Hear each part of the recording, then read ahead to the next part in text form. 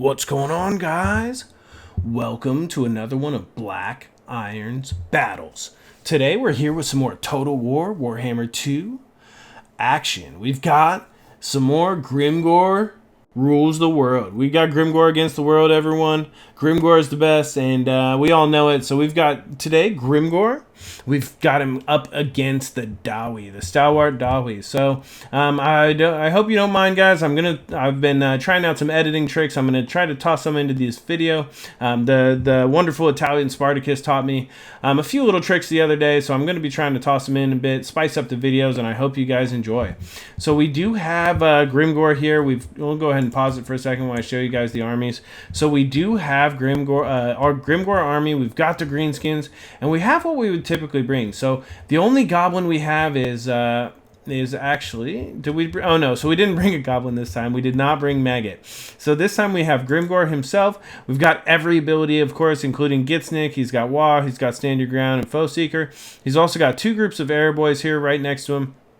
And the one group of Air Boys has a chevron, but nothing. That was just to round out the amount of money I had left. I have the Orc Shaman here in the back on the pig, and let's go ahead and take a look at him because I just love him so much. He's just like the epitome of what an Orc Shaman should look like. He looks like crazed. I mean, the pig is just like having his own, just a good time. He's like looks like he's just like a pretty mellow pig. No problems there. On each side, we do have two groups of Orc Biggins with three chevrons in them, giving them 40 melee attacks. So once they're boosted, those guys will be able to do huge work. We've also got the Black Orcs here in the front with 36 melee attacks. So we've got four groups of Black Orcs, two groups of Biggins, and then over here on the flank, we've got our secret surprise. We have two groups of Orc Boar Chariots. You don't see them that often, but the Dwarves are a good matchup for them, so you'll see them here. And these guys are just ready to do some damage with 80 charge bonus and armor piercing. They've got 30 armor piercing there, so they'll do all right. If they've got WA activated on them, that'll really help them out. So I found them to be a lot better now that we've got that global WA, of course. So for my opponent, he has the Slayer army. If you take a look over here at the right, he does have some giant Slayers. He's got some over on the left. He's got some Slayers in the back, and he's got Ungrim Iron Fist, the Slayer King. So I don't know if you guys know this, but I'm sure you do, but if not, Slayers have committed some slight or have some stain that they've gotten on their honor, and so they vow to they shave their head into the Slayer's crest there, and they vow to fight every single monster they can until they die. So that is the only way they can clean the honor of their clan and their families. So you can see here a giant Slayer has slain a giant in individual combat, whereas the regular Slayers have not. And then Ungrim Iron Fist is the Slayer King, who is destined to die alone because he cannot seem to die in battle. He will be the only Slayer to ever die in his bed, he says, and we'll see about that. So he does have Red Ruin. Typically, a lot of people strip it because it is so scary with that minus 27 melee defense. I mean, Ungrim doesn't have a lot of defense already, but he is unbreakable. He's pretty cheap. You see here, there's two cannons facing off against me, and we've also got two groups of Thunders. So there's a lot of range damage with armor piercing, ready to just bash me apart. But luckily for me, the terrain is to my advantage. If you take a look here, there's a bunch of hills, and actually, I think you can see it. There's some cannonballs bouncing off those hills right in front of my troops right now, kind of bouncing ineffectively off the hills and giving me some support. You can see here, there's a ranked up group of Longbeards who have 58 melee defense.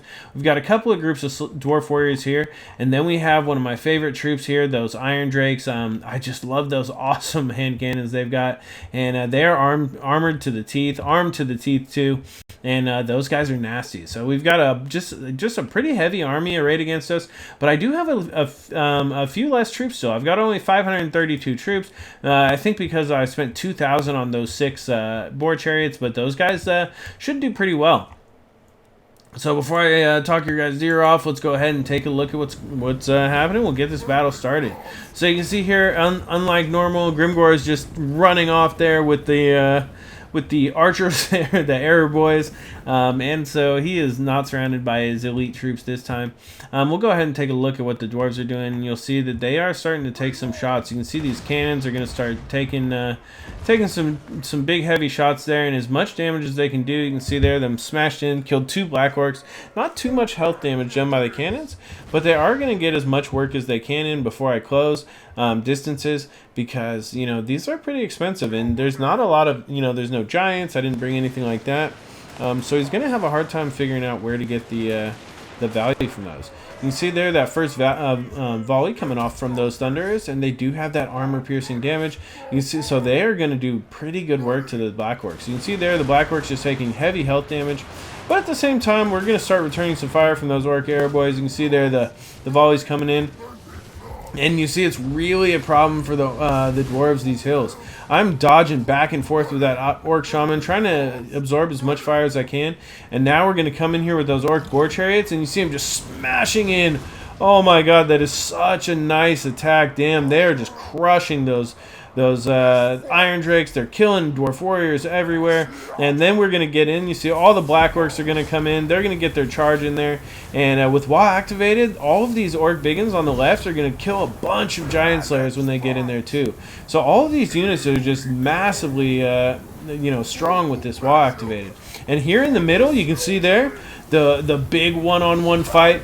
Grimgor himself has everything activated. Wah, Foe Seeker, and he is just smashing the Slayer King.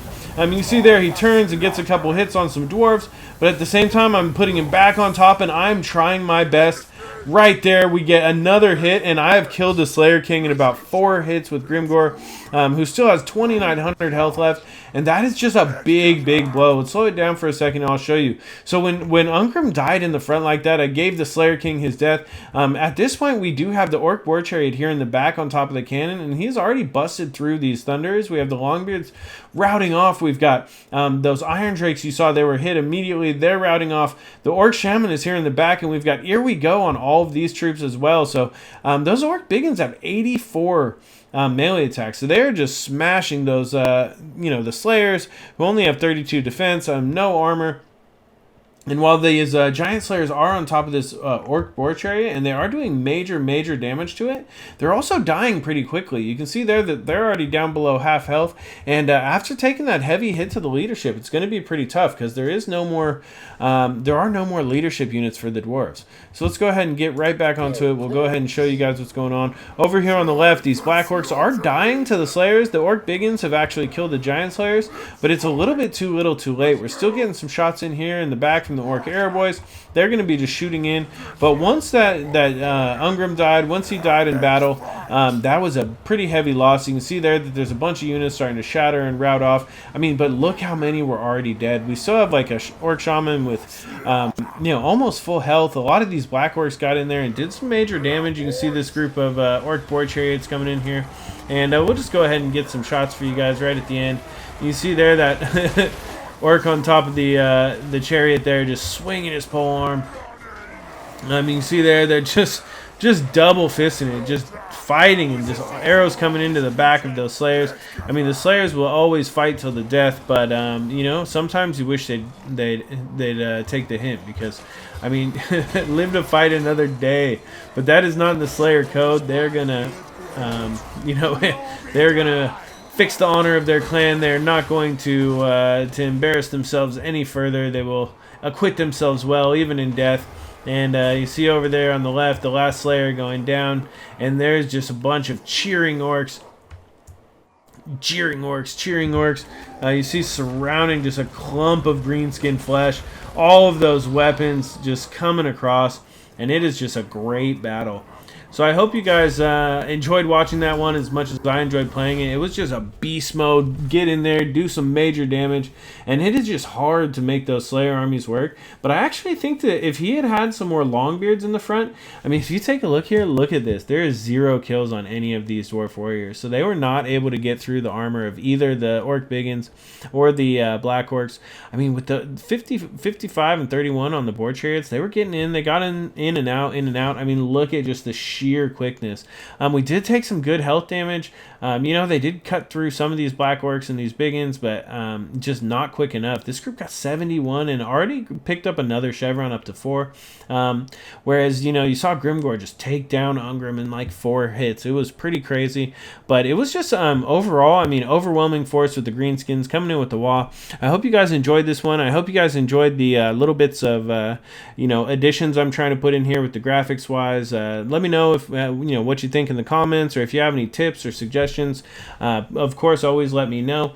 Grimgor is at it again. He is the best. You can see Trevor wasn't able to get quite as many kills as he had hoped, but, you know, great game to my opponent. I want to thank you guys all so much for watching. Please subscribe for more great online content. This is Black Iron, and this has been another one of Black Iron's Battles.